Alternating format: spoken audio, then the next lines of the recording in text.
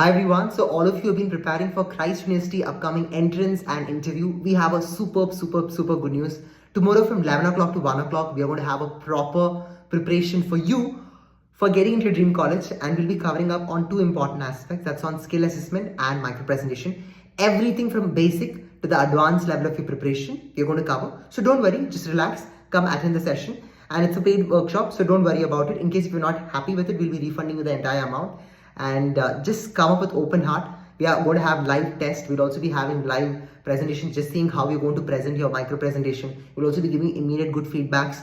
We'll also be telling you how you need to improve on your skill assessment. So please don't miss this opportunity. It's going to be surely a gold mine for you. So that's all. And I'll just drop the link below in the description box. Utilize that link. Please do prepare. Get into college. It's something which we have been looking out for. And after this, we don't generally conduct webinars, but this time because of many of your requests, we're coming back.